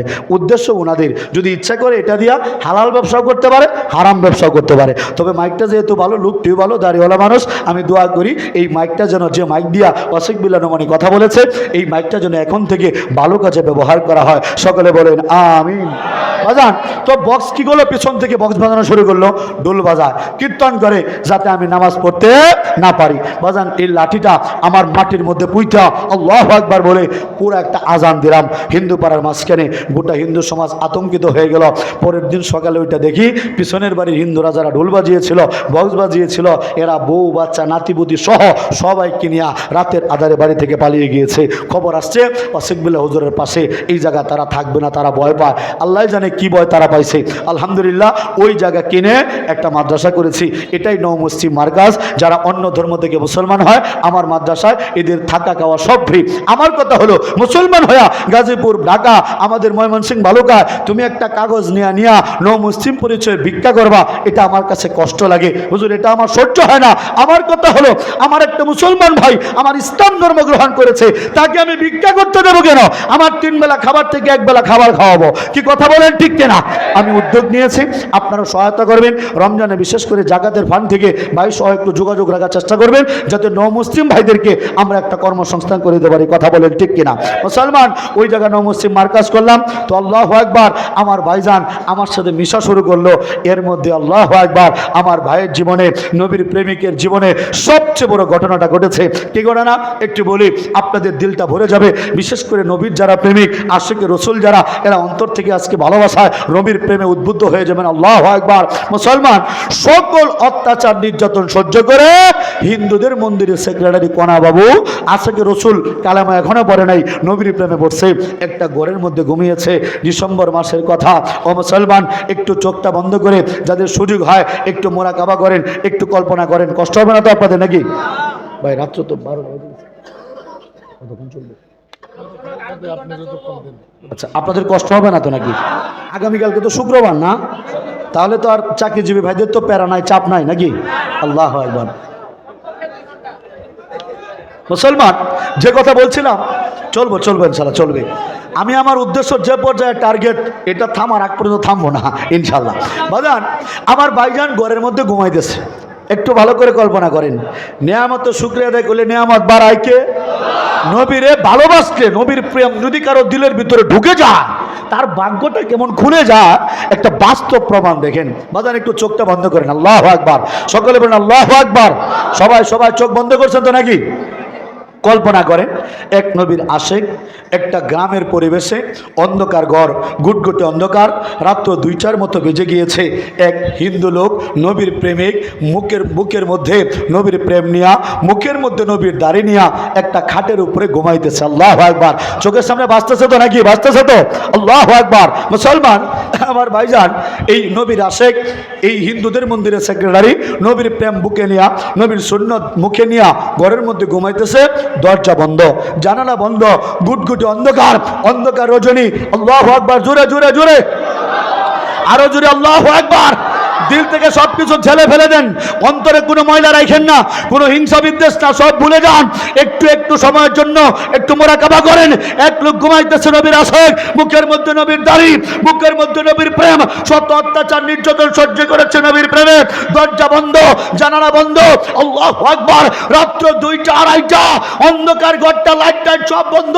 হঠাৎ করে বন্ধ করে দরজাটা, এটা ভিতর দিয়ে বন্ধ ছিল, এটা বাইরে থেকে হঠাৎ করে টাস করে খুলে গিয়েছে। আল্লাহু আকবার। ও মুসলমান, আল্লাহর নবী স্বয়ং ঘরের ভিতরে প্রবেশ করেছে। মাথার মধ্যে সাদা পাগড়ি, গায়ে সাদা জুব্বা, মুখে এক মুষ্টি দাড়ি। আল্লাহু আকবার। উনি ঘরে ঢোকার সাথে সাথে অন্ধকার ঘরটার ভিতরে একটার পর একটা লাইট জ্বলতেছে, একটার পর একটা লাইট জ্বলতেছে। পুরো ঘরটার ভিতরে শুধু নূর আর নূর, নূর আর নূর। জোরে বলেন আল্লাহু আকবার। আরো জোরে আল্লাহু আকবার। রাসূল নামের ফুল ফুটেছে মনুসারায়, রাসূল নামের ফুল ফুটেছে মনুসারায়। সেই ফুলেরই গন্ধ নিতে, সেই ফুলেরই গন্ধ নিতে চল রে মদিনায়। রাসূল নামের ফুল ফুটেছে মরুসারায়। জোরে বলেন আল্লাহু আকবার। আমার ভাই আমারে পরের দিন ডাক দিয়ে বলতেছে, ভাই উনি ঘরে ঢোকার সাথে সাথে পুরা ঘরটা নূরে নূরান্বিত হয়ে গিয়েছে। আমি ওনার চেহারার দিকে তাকাইতে পারতেছিলাম না, মনে হচ্ছে না আমার চোখটা জল ছায়া যাইতেছে। আমার ভাইকে বলছি, ভাই কি দেখলেন? বলে এত সুন্দর মানুষ আমি আমার জীবনে কোনোদিন দেখি নাই। জোরে বলেন না সুবহানাল্লাহ। আমি আমার ভাইরে বলছি, ভাই আপনার ভাগ্য খুলে গিয়েছে, আর আপনি এত সুন্দর মানুষ দেখবেন কিভাবে? আমার আল্লাহ দুনিয়াতে কত কিছু বানিয়েছে, কত কিছু সৃষ্টি করেছে, কিন্তু আমার নবীর চাইতে সুন্দর কোন সৃষ্টি আমার আল্লাহ করে নাই, আমার আল্লাহ বানায় নাই। জোরে বলেন আল্লাহু আকবার। ও মুসলমান, আম্মা জান আয়েশা সিদ্দিকা রাদিয়াল্লাহু তাআলা আনহা বলতেছেন, আমি যখন অন্ধকার রাত্রির মধ্যে সুই দিয়া কোনো কাজ করতাম, আল্লাহু আকবার, যদি আমার হাত থেকে সুইটা পড়ে যেত অন্ধকারে, আমি যদি সুইটা খুঁজে না পাইতাম, আমি অপেক্ষা করতাম এশার নামাজের পরে কখন আল্লাহর নবী ঘরের ভিতরে প্রবেশ করবে। আল্লাহু আকবার। যখন আল্লাহর নবী এশার নামাজের পরে ঘরের ভিতরে প্রবেশ করত, আমি নবীর চেহারা নূরের আলো দিয়া আমি অন্ধকারে সুইটা খুঁজে বের করতাম, সুইটা খুঁজে বের করতাম। জোরে বলেন আল্লাহু আকবার। মুসলমান, ইউসুফ নবীর কাহিনী শুই না, ইউসুফ নবীর সৌন্দর্যের বর্ণনা শুনে আমরা আবেগ আপ্লুত হয়ে যাই। আমরা বলি মিশরের সম্ভ্রান্ত নারীরা পর্যন্ত ইউসুফ নবীর চেহারার ভিতরে এত আকৃষ্ট হয়েছিল। আপনারা সকলেই জানেন হাতের মধ্যে ফল ছিল, আরেক হাতে কি ছিল? ছুরি। ওরা হাতের মধ্যে ওই ফল না কেটে ওরা হাত কেটেছিল।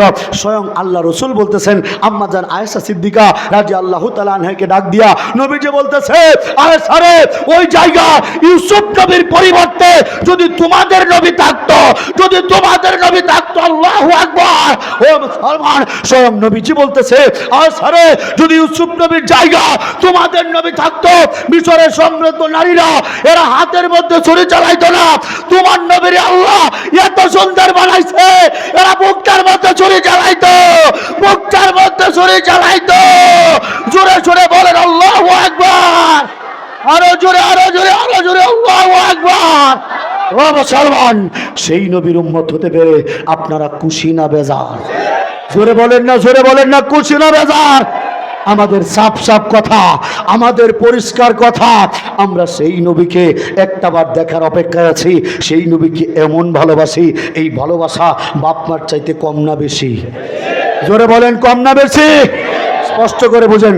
হযরত ওমর বিন খাত্তাব রাদিয়াল্লাহু তাআলা আনহু রসুলের দরবারে এসে রসুলের পাশে হাঁটু গেড়ে বসে বলতেছে, ইয়া রাসূলুল্লাহ, ইয়া হাবিবাল্লাহ, আমি আপনাকে অনেক বেশি ভালোবাসি, আমার পিতামাতার চাইতে বেশি, আত্মীয় স্বজনের চাইতে বেশি, বিবি বাচ্চার চাইতে বেশি, সম্পত্তির চাইতে বেশি, কিন্তু এখনো পর্যন্ত আমি আপনাকে আমার নিজের জীবনের চাইতে বেশি ভালোবাসতে পারি নাই। এই কথা বলার সাথে সাথে আল্লাহর নবী বলতেছে, হে উমর, তুমি এখনো মুমিন হতে পারো নাই। হযরত ওমর বিন খাত্তাব রাদিয়াল্লাহু তাআলা আনহু, যিনি দুনিয়াতে থেকে জান্নাতের সুসংবাদ পেয়েছেন, যে ওমর রাদিয়াল্লাহু তাআলা আনহু এক পথ দিয়ে হেঁটে গেলে শয়তান 15 দিন পর্যন্ত ওই পথ দিয়ে হেঁটে যাওয়ার সাহস পেত না, যিনি দোলার তক্তে বসে অর্ধ পৃথিবী শাসন করেছেন, এই ওমরের ব্যাপারে আল্লাহর নবী বলতেছে, হে ওমর, তুমি এখনো মুমিন হতে পারো নাই। ওমর রাদিয়াল্লাহু তাআলা আনহু চোখটা একটু বন্ধ করে আবারও চিন্তা করে বলতেছে, ইয়া রাসূলুল্লাহ, এই মুহূর্ত থেকে আমি আপনাকে আমার নিজের জীবনের চাইতে বেশি ভালোবেসে ফেলেছি। এই কথা বলার সাথে সাথে আল্লাহর নবী বলতেছে, হে উমর, তুমি এইমাত্র মুমিন হলে, এইমাত্র মুমিন হলে। এখন আপনারা যারা আছেন, আপনাদেরকে জিজ্ঞেস করতে চাই, স্পষ্ট করে আলাপ, বয়ান না, ডাইরেক্ট আলাপ, আপনারা কি নবীরে ভালোবাসেন? মন থেকে বলেন, সবাই বলেন, নবীরে ভালোবাসেন? বাপমার চাইতে কম না বেশি? আল্লাহু আকবার। বুঝে শুনে উত্তর দিন। বিবি বাচ্চার চাইতে কম না বেশি? সম্পত্তির চাইতে কম না বেশি? বন্ধু বান্ধবের চাইতে কম না বেশি? নেতা কর্মীর চাইতে কম না বেশি? নিজের জীবনের চাইতে কম না বেশি? আল্লাহু আকবার। এই কথা যদি ঠিক থাকে, আপনারা সবাই মুমিন মুসলমান, ইনশাল্লাহ সবাই জান্নাতি। এই কথা যদি ঠিক না থাকে, আপনি মুমিন হতে পারবেন না। কারণ রসুলকে আল্লাহ এবং আল্লাহ রসুলের জন্য যে জীবন বাজি রাখতে পারে না, সে কখনো মুমিন হইতে পারে না। এখন আপনাদেরকে বলতে চাই বাজান, একটা হিন্দু মানুষ যদি নবীর প্রেমে দাঁড়িয়ে রেখা, এই হিন্দু মানুষ যদি নবীর স্বপ্নে দেখতে পারে, তা আপনি মুসলমানের বাচ্চা কোন পরাণে দাড়ি কাটেন?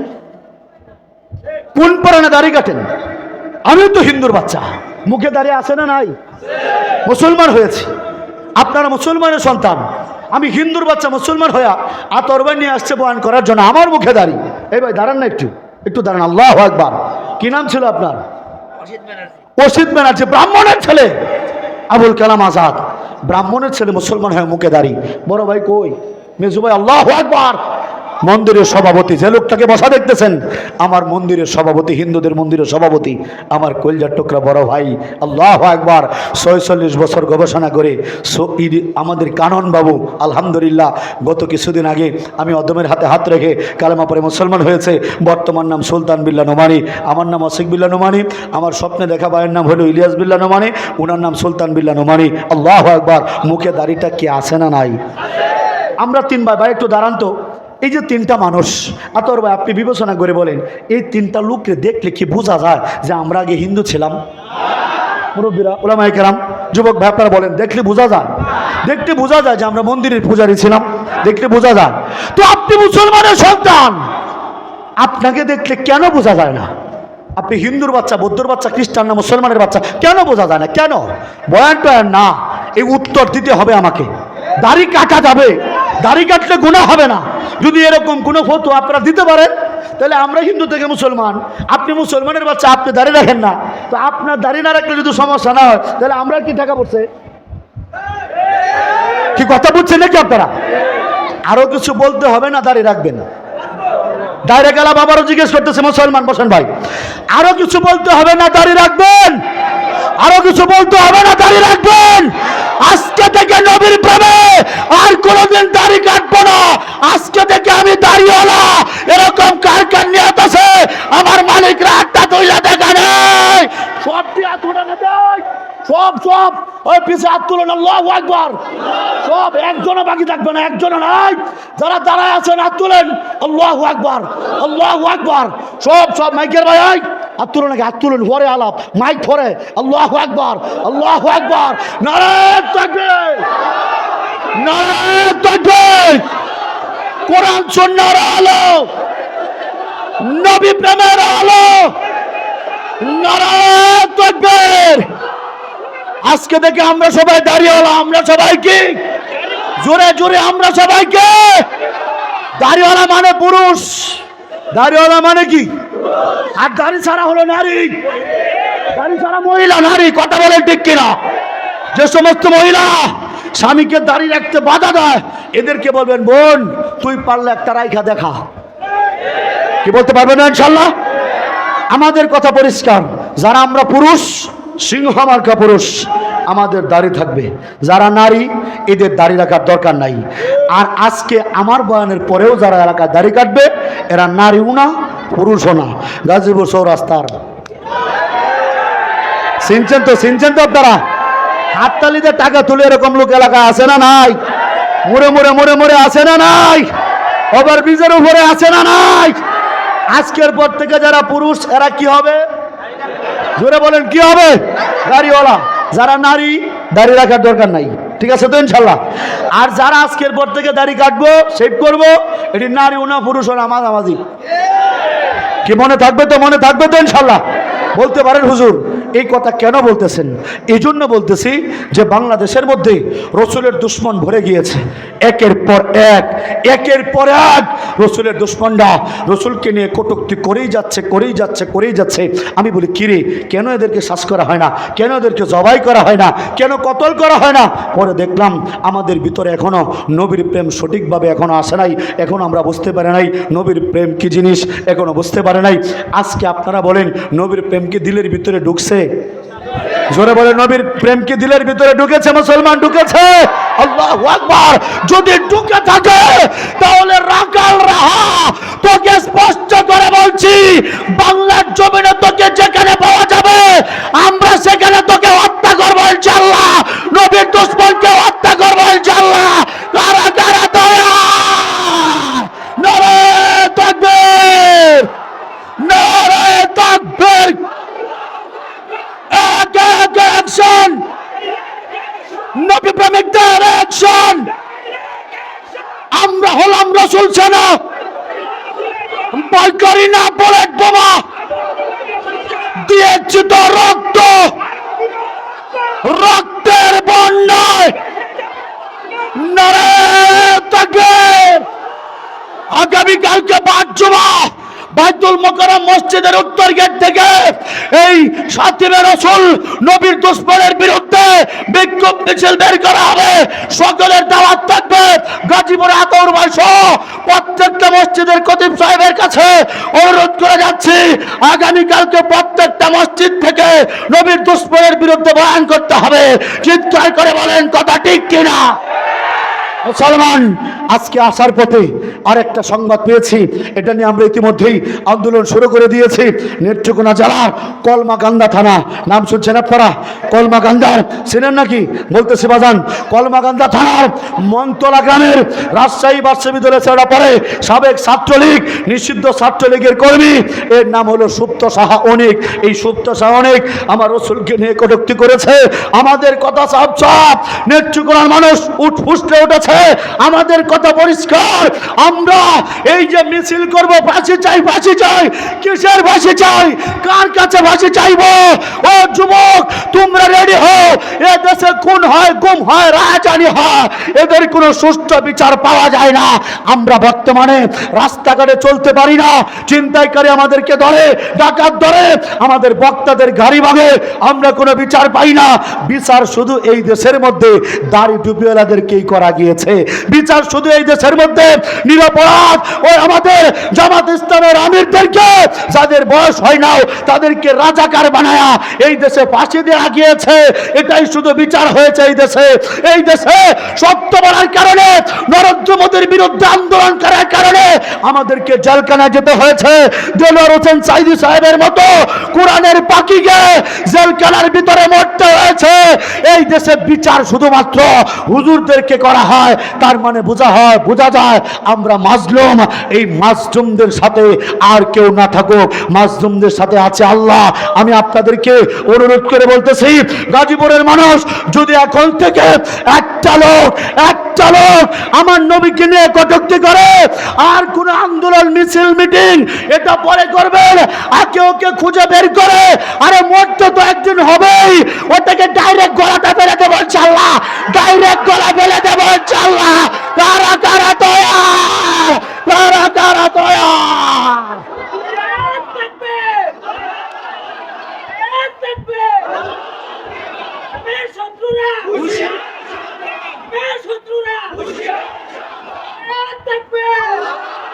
আমি আবারও বলতেছি বাজান, আমি জানি এটা আমার নামে আইন অবমাননার মামলা হতে পারে, আমি ভালো করে জানি।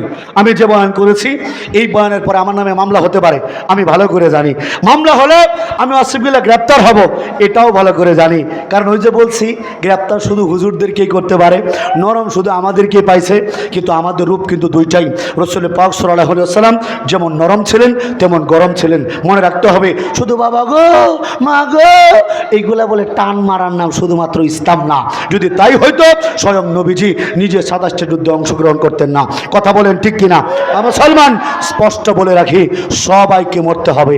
এখানে যারা আছেন কেউ মরবেন না কোনোদিন, এমন কোন লোক আছেন এখানে? কথা বলেন, আছেন? আছেন? আছেন? মরতে সকলকেই হবে। মুসলমান, আগে রাজনীতির ব্যাপারে যাই বলি, সব বলে যান, কথা একটাই, আমাদের পরিচয় আমরা আওয়ামী লীগ, বিএনপি, জামাত, শিবির, জাতীয় পার্টি, কওমি আলিয়া, কে কোন পীরের মুরিদ, এটা আমাদের পরিচয় না। আমাদের পরিচয়, আমরা এক আল্লাহর গোলাম, এক নবীর উম্মত। নবীর বিরুদ্ধে যারা আসবে, আমরা কোনো দল দেখব না, সব মুসলমান এক হব, সব মুসলমান এক হব, হাতে হাত রাখবো ইনশাআল্লাহ। এখন থেকে ডাইরেক্ট আলাপ, 999-999-এ ফোন দেওয়ার দরকার নাই, কাউকে জানানোর দরকার নাই। যদি গাজীপুরের মাটিতে সাপ ঘোষণা দিচ্ছি আমি আজকে, আমি গ্রেপ্তার হলে হব, আমার আফসোস নাই, আমার গাড়ি ভাঙবে, আমার আফসোস নাই। আমার গাজীপুরের মাটিতে স্পষ্ট ঘোষণা, আমার 100 যুবক লাগবে, 100 যুবক, যাদের টার্গেট হলো গাজীপুরে যেই নবীর বিরুদ্ধে বলবে, আগে ডাইরেক্ট ধরে একে বাম পায়ে নিচে ফেলে জিব্বাটা টান দিয়ে ছাড়বো, এরপরে ডাইরেক্ট বলি দেবো ইনশাআল্লাহ। 100টা বাঘ লাগবে আমার, এই জবাই করতে হবে 100টা বাঘ। আল্লাহু আকবার, আল্লাহু আকবার। আল্লাহ তুমি কবুল করে বলেন আমিন।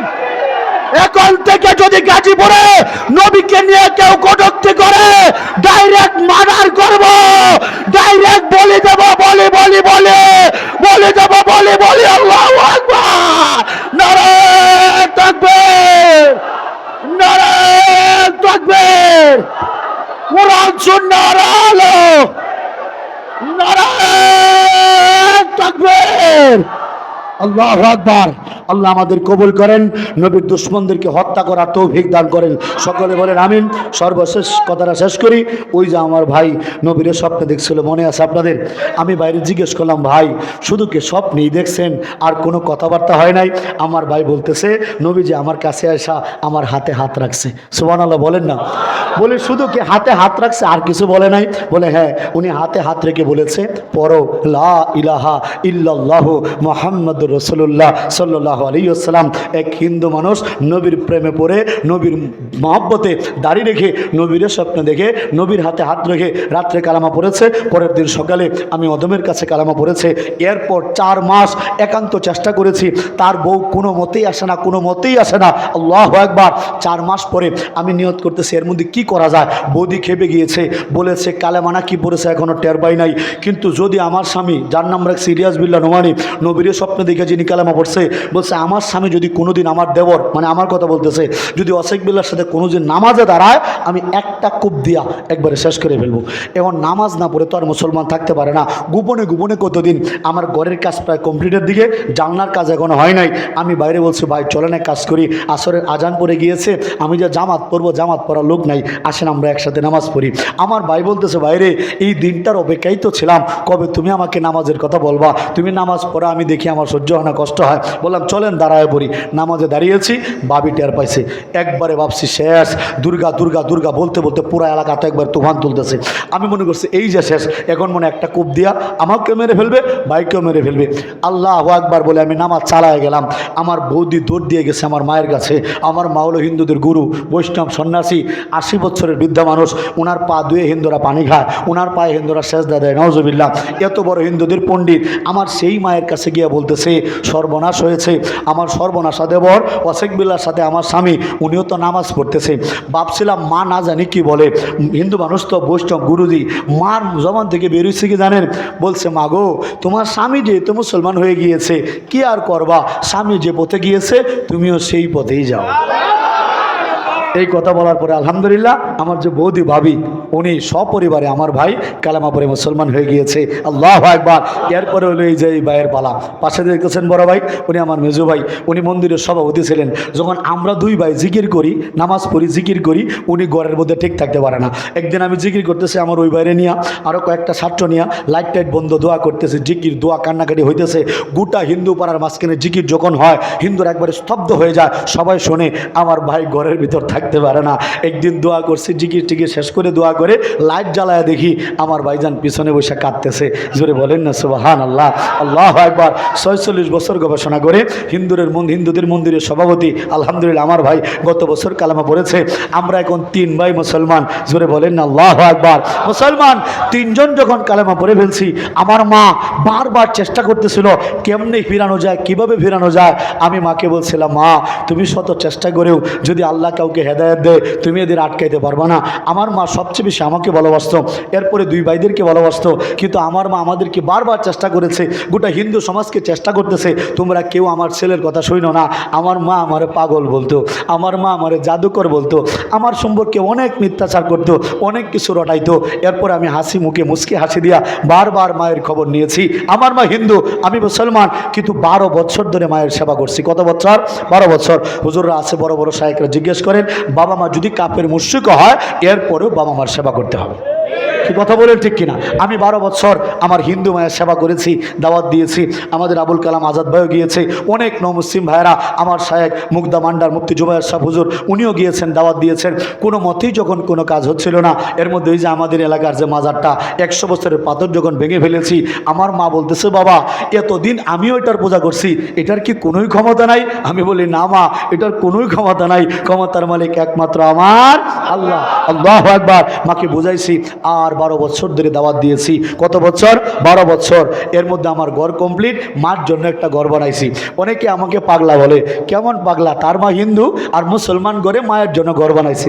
আমি বুক বড় আশা নিয়া আমি রেডি, জায়নামাজ বিছায়া মা যেখানে নামাজ পড়বে এই জায়গাটা সিলেক্ট করে আমি ওই জায়গার মধ্যে দোয়া করা শুরু করলাম, কান্নাকাটি শুরু করলাম। 1 বছর নয়, আমি 12 বছর ধরে আমার মায়ের জন্য কেঁদেছি। আমার সাথে যাদের পরিচয় হয়েছে আমি মায়ের জন্য দোয়া চেয়েছি। আল্লাহু আকবার। সকলের চোখের পানি, উলামায়ে কেরামের চোখের পানি, আমি সন্তানের 12 বছরের কান্না আল্লাহ কবুল করেছেন। গত 3 মাস আগে আমার দুঃখিনী মা 80 বছরের বৃদ্ধা সন্ন্যাসী মা এই হাতে হাত রেখে কালেমা পড়ে মুসলমান হয়ে গিয়েছে। জোরে বলেন আল্লাহু আকবার। মুসলমান আমার সবচেয়ে মজার ব্যাপার কি জানেন, কালামা পড়ার 5 মিনিটের ভিতরে আমার মা আমার ঘরে চলে আসছে। ওই যে মেহমান কানা বানাইছিলাম, আল্লাহর কি কুদরত, অনেক বড় ঘর বানাইছি, জানামাজ বিছাইছি না, তখন ঘরটা পুরাটা ঘর খালি। আমি দেখি মা কি করে, অবাক হয়ে গেলাম। আমি যে জায়গায় জানামাজ বিছায়া মায়ের জন্য সবচেয়ে বেশি কেঁদেছি, দোয়া করেছি, আমার মা এখন ওই জায়গার মধ্যে নামাজ পড়ে। মালিকের কুদরত, মালিকের কি খেলা। আমার মাকে ওই দিন জিজ্ঞেস করছি, মা রমজান মাস তো এসে পড়েছে, তুমি তো জীবনে কোনোদিন রোজা রাখো নাই, কেমন লাগতেছে? মাও বলে, আমি খুব অপেক্ষায় আছি। আল্লাহু আকবার, এই রমজান হবে আমার মায়ের জন্য প্রথম রোজা। 80 বছরের উপরে হয়ে গিয়েছে, বুড়া মানুষ তো, একটু দোয়া করবেন আল্লাহ যেন আমার মাকে সহি সালামতে রোজাগুলো রাখার তৌফিক দান করেন। আমার মাকে যেন আল্লাহ বিনা হিসেবে জান্নাতি বানায় দেয়। আর আপনাদের কাছে বলতে চাই, আমার কাছ থেকে একটা বিষয় যদি আর কিছু ভালো নাও লাগে, আমাকে না দেখতে পারেন, একটা বিষয় একটু নিয়ে যান, যে ভাই যদি তুমি একটা মুসলমান না হইয়া, হিন্দুর বাচ্চা মুসলমান হইয়া, তুমি যদি হিন্দু মায়ের সেবা 12 বছর করে মাকে এই লাইনে তোমার আনার তৌফিক হয়, তাহলে আমি মুসলমানের সন্তান হয়ে আমি কেন বাবা মায়ের সেবা করব না? আল্লাহু আকবার। আমি আজকে থেকে আমার বৃদ্ধ পিতামাতার খবর নেব, আমার সন্তানের মতো করে আমি আদর করব, আমি বাপ মার পায়ের নিচে যে সন্তানের বেহেস, এটা আমি পালন করব। আর রমজান মাস আসতেছে, এই রমজান মাসের মধ্যে যে রমজান পায়াও নিজের গুনাহগুলো মাফ করাতে পারলো না, পিতামাতা পায়াও সন্তুষ্টি অর্জন করতে পারলো না, তার জন্য কিন্তু আল্লাহ নবী নিজে বদদোয়া দিয়েছেন। কি কথা বলেন ঠিক কিনা? এই জন্য আমরা আজকে নিয়ত করে যাই, নবীর প্রেমে উদ্বুদ্ধ হব, নবীর দুশ্মন পাইলে মার্ডার করে ফেলবো, আর এখন থেকে পিতামাতার খেদমত করব, পিতামাতার সেবা করবো ইনশাল্লাহ। সবাই রাজি আছেন ইনশাল্লাহ? যাদের পিতামাতা মারা গিয়েছে তারা বেশি বেশি করে এই যে সমস্ত জায়গাগুলোর মধ্যে দান খয়রাতের মধ্যে, বিশেষ করে সদকায়ে জারিয়ার কাজ হয়, এই জায়গাগুলোর মধ্যে পিতামাতা যাদের মারা গিয়েছে আমরা তাদের এখানে দান খয়রাত করব, নিজেরা আমল করে ইসালে সওয়াব হিসেবে তাদের আমল নামায় বক্সায় দেবো ইনশাল্লাহ। সবাই রাজি আছেন ইনশাল্লাহ? কে কে রাজি আছি? মালিক একটু হাতটা ধরে দেখেন। আল্লাহু আকবার। আল্লাহ এই ভালোবাসার মানুষগুলোকে তুমি কবুল করো, আশিক রাসূল হিসেবে কবুল করো, নবীর স্বপ্নে দেখাও, পিতামাতার খেদমত করা তৌফিক দান করো। ওয়া আখিরু দাওয়া আল্লাহ বুক বড় আশা নিয়ে তোমার শাহী দরবারে হাত বাড়িয়েছি মালিক। আল্লাহ এই হাত তো সেই হাত, যে হাত দিয়া তুমি 22 বছর মূর্তি পূজা করাইছো।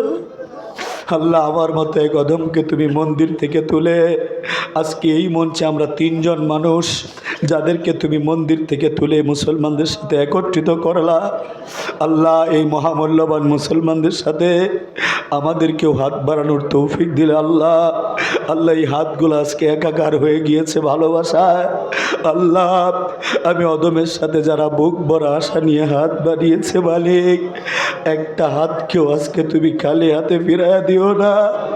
যত গুনাহগারি হোক, যত গুনাহ করুক, যদি সমুদ্রের ফেনা পরিমাণ গুনাহ হয়, কোটি কোটি গুনাহ যদি এই মানুষগুলা করে, মালিক ইচ্ছা করে করে নাই, শয়তানের ধোঁকায় পড়ে করেছে। আল্লাহ আল্লাহ শয়তান তো আমাদের দুশ্মন। ও মালিক তুমি এই ভালোবাসার মানুষগুলাকে আল্লাহ আল্লাহ জন্মের সময় যেরকম আমরা বেগুনা মাসুম নিষ্পাপ ছিলাম, একজন মুসলিম কালামা পড়লে তাকে যেমন আগের গুনাহগুলা মাফ করে তুমি মাসুম বানায় দাও, এই ভালোবাসার মানুষগুলা যত গুনাহ করুক, যত গুনাহ করুক, আল্লাহ এই ভালোবাসার মানুষগুলার গুনাহগুলা মাফ করে দিয়ে তুমি বেগুনা মাসুম বানায় দাও। আল্লাহ ও মালিক মালিক যদি তুমি আমাদেরকে মাফ করো, তাহলে এই গুণামুক্ত মানুষগুলা যখন হাসরের ময়দানে আমরা উঠব, আমাদেরকে বেগুনা মাসুম দেখলে, আমাদেরকে গুণামুক্ত দেখলে, আমাদের নবীজি তোমার পেয়ারা হাবিব রসুল পাক সাল্লাল্লাহু আলাইহি ওয়াসাল্লাম আমাদের এই তার উম্মতদেরকে যদি বেগুনা মাসুম দেখে, আমাদেরকে গুণামুক্ত দেখলে, আল্লাহ নবীজি খুশি হবেন। আল্লাহ ও আল্লাহ আমাদেরকে গুণামুক্ত দেখলে নবীজি খুশি হবেন, নবীর উম্মতদেরকে গুণামুক্ত দেখলে নবীজি খুশি হবেন। ও মালিক আর তুমি যদি আমাদেরকে মাফ না করো, আমরা যদি এই অবস্থায় গুনাহগার হিসেবে যদি তোমার দরবারে উঠি, নবী তো হাসরের ময়দানে নবীকেও তো উঠাইবা। ও মালিক যদি আমরা গুনাহমুক্ত থাকি, নবী খুশি হবে। আর যদি আমাদেরকে গুনাহ মাফ না করো, এই গুনাহগুলা নিয়ে যদি তোমার সামনে দাঁড়াই, নবী আমাদেরকে এই গুনাহওয়ালা দেখলে নবী কষ্ট পাবে, তবে শয়তান খুশি হবে। ও মালিক সিদ্ধান্ত তোমার। পবিত্র রমজানের আগে মালিক তোমার দরবারে বুক ভরা আশা নিয়ে বলতেছি, মালিক তুমি তো আমাদের কথা শুনতেছো। মালিক ও আল্লাহ তুমি তো আমাদের কথা শুনতেছো। আল্লাহ আল্লাহ তুমি যদি আমাদের মাফ করো, তোমার নবী খুশি হবে। আর যদি আমাদেরকে মাফ না করো তাহলে শয়তান খুশি হবে। মালিক তুমি বলো, মালিক তুমি কার খুশি চাও? আল্লাহ তুমি বলো মালিক, তুমি কার খুশি চাও? আল্লাহ যদি তুমি শয়তানের খুশি চাও আমাদের মাফ করার দরকার নাই, আর যদি তুমি নবীর খুশি চাও তাহলে নবীর রেখে যাওয়া এতে উম্মতদেরকে তুমি মাফ করে দাও।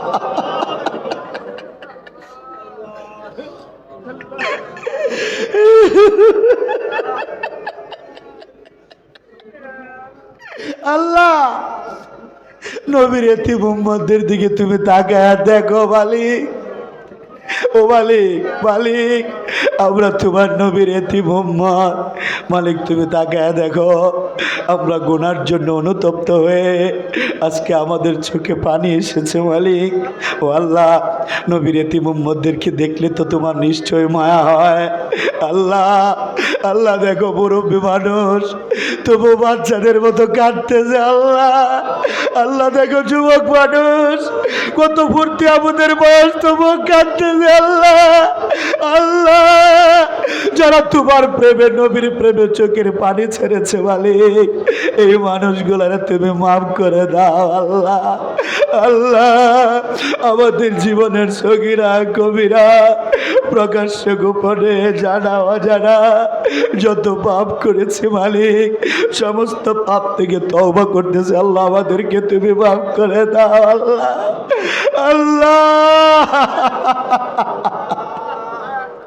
ও মালিক প্রিয় নবী সাল্লাল্লাহু আলাইহি ওয়াসাল্লামের রওজায় আমাদের হাদিয়া দুরুদ ও সালাম পৌঁছে দিও।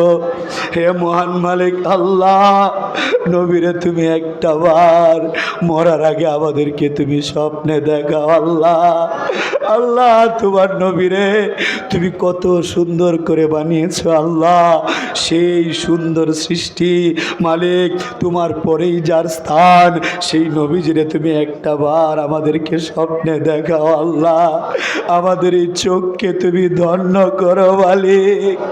এই চোখ দিয়া দুনিয়ার মানুষ কত কিছু দেখে, কত সুন্দর জিনিস দেখে আকৃষ্ট হয়, কিন্তু আসল সৌন্দর্য চোখ দিয়া দেখার ভাগ্য হইল না। আল্লাহ আল্লাহ তুমি নবীরে স্বপ্নে দেখাও। আল্লাহ আল্লাহ আমাদের মধ্যে যারা অভাবগ্রস্ত, আমাদের অভাবকে তুমি তোমার গায়েবী খাজানা থেকে পূরণ করে দাও। ঋণগ্রস্ত মুসলমানদের ঋণগুলো আদায় করার তৌফিক দাও। অসুস্থ মুসলমানদের সুস্থতার নিয়ামত দান করো। আল্লাহ আবুল কালাম আজাদ ভাই সহ আল্লাহ অসহায় নৌ মুসলিম ভাইদের কর্মসংস্থানের ব্যবস্থা আমাদেরকে করার তৌফিক দাও। নৌ মুসলিম ভাই যারা তোমাকে ভালোবেসে দলে দলে ইসলাম গ্রহণ করতেছে, এদের পাশে আমাদের মুসলমানদের দাঁড়ানোর তৌফিক তুমি দান করো। আল্লাহ হে মহান মালিক আল্লাহ আজকের এই সুন্দর আয়োজনকে তুমি কবুল করো। এই চমৎকার মাইক সার্ভিসকে তুমি কবুল করো। প্যান্ডেল লাইটিংকে কবুল করো। আল্লাহ মাদ্রাসার ছাত্রদের জায়গা সংকলন হয় না মালিক, কত জায়গায় পড়ে আছে, খারাপ কাজে লাগতেছে। আল্লাহ তুমি মাদ্রাসার হাজত তুমি পূরণ করে দাও। আল্লাহ তুমি পূরণ করে দাও।